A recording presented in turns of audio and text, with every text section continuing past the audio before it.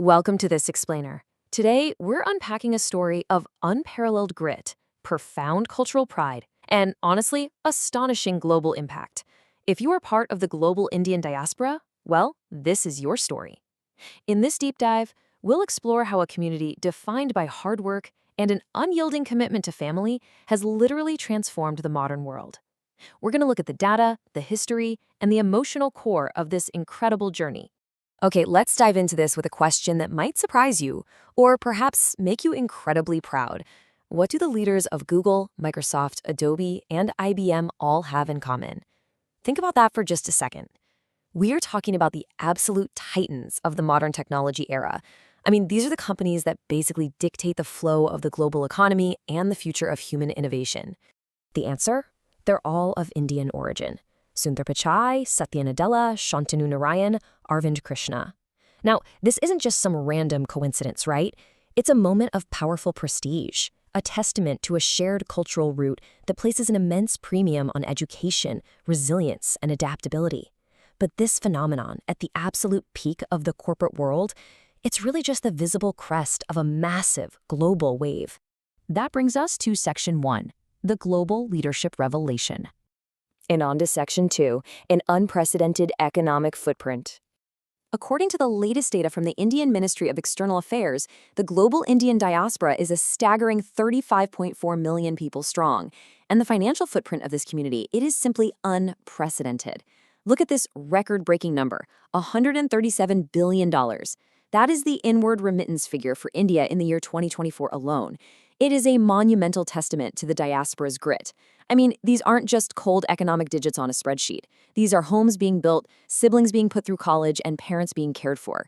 It's the tangible proof of a cultural promise kept, driven by strong earnings from Indian professionals across the globe. And this brilliantly illustrates just how far ahead India actually is on the global stage. When we compare the 2024 remittance data, India's $137.67 billion completely eclipses the next highest nations. Mexico sits at second with $68 billion, and China is at third with $48 billion. Let that sink in. India is the only country in the entire world to cross the $100 billion remittance mark. It really grounds our celebration here in pure, undeniable comparative facts. So, where exactly is this economic powerhouse geographically located? Well, looking at the top migration corridors, you have nearly 3.6 million Indians in the United Arab Emirates, 2.9 million in the United States, and almost 2.6 million in Saudi Arabia. From blue-collar workers building the infrastructure of the Gulf to tech professionals driving innovation in North America, you are building thriving communities in literally every corner of the globe. Which leads us directly into Section 3, the power of education.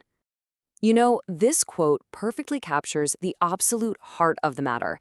In a study of Indian engineers in the US, degrees in science and engineering were described quite literally as returns on sacrifices made by parents. I want you to really feel the weight of that statement. So many immigrant parents packed up their lives, left their comfort zones, and sacrificed everything, their life savings, their familiar surroundings, just so their children could have a shot at a better future. The academic success we see today is the direct dividend of that incredible love and sacrifice. Now, what's really interesting about this slide is how the data brilliantly proves this multi-generational success story. Research from the UK's Institute for Fiscal Studies reveals that second-generation Indian immigrants actually outpaced majority white British groups in attaining top-tier jobs, and that's regardless of their parents' starting social class. Even those coming from lower-income manual labor origins are achieving tertiary qualifications and elite jobs at higher rates than majority peers from advantaged backgrounds. It is a stunning victory for social mobility. And we see this exact same phenomenon across the Atlantic. Contrast these figures in the U.S. A massive 40% of Indian Americans hold a postgraduate degree. To put that into perspective, the U.S. average is just 11%. And 32% hold a bachelor's, compared to the 19% national average. This definitively proves that the community's financial success, like being the highest-earning ethnic group in the United States, is firmly and undeniably rooted in unparalleled educational attainment. Moving on to Section 4, building communities worldwide. Because this educational foundation doesn't just create wealthy individuals, it translates into thriving, deeply integrated communities all over the world.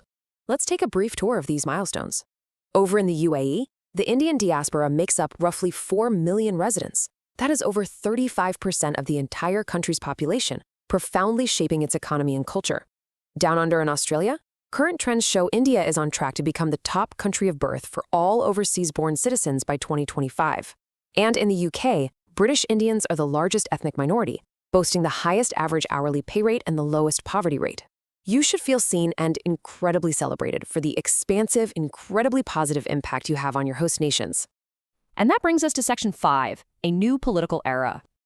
As the diaspora secures its economic and educational footing, we're moving beyond just being an economic force. We're stepping into a new era of civic and political leadership. Look at the expanding Samosa Caucus in the United States Congress following the 2024 elections. We now have a historic milestone of 6 Indian Americans serving simultaneously in the U.S. House of Representatives. Suhas Subramaniam just became the first Indian American elected from Virginia, joining Ami Bera, Raja Krishnamurthy, Ro Khanna, Pramila Jayapal, and Sri Tanadar. This represents a maturing diaspora that is actively shaping the laws and the future of their host country. Now, with this growing political power comes evolving voter behavior. A 2024 Carnegie Endowment survey neutrally maps out Indian American voter intentions leading into the election. It shows a highly engaged voting bloc, with 60% intending to vote for Democratic nominee Kamala Harris and 31% intending to vote for Republican candidate Donald Trump. Another 5% opted for a third party, and 4% said they wouldn't vote. While the community historically favors the Democratic Party by pretty large margins, this data shows a notable and growing political diversity within the diaspora. To understand that 31% leaning toward the Republican ticket, we can look purely at the survey's cited policy preferences. The data shows that among Indian Americans who do not support the Democratic Party, the top cited reasons include the belief that the party is weak on illegal immigration at 27%, followed by concerns about the influence of the extreme left at 17%, and disagreements over economic policies at 15%. This impartially highlights that the diaspora's voting behavior is increasingly driven by specific, debated policy platforms rather than just monolithic party loyalty. And finally, Section 6, the future of the diaspora. When you zoom out and look at the big picture, the journey is just breathtaking. From an immigrant workforce arriving with maybe just a few dollars in their pockets, to a community generating hundreds of billions of dollars in economic value and raising a generation of global leaders in tech, medicine, and government. And it was all built on the sacrifices of parents who prioritized education above absolutely everything else. So I want to leave you with this provocative question to consider. What does the next chapter hold for the world's most dynamic diaspora? As you reach the absolute heights of global influence, how will this community shape the century to come? Thank you for joining me in this explainer. Keep learning, keep growing, and I'll see you next time.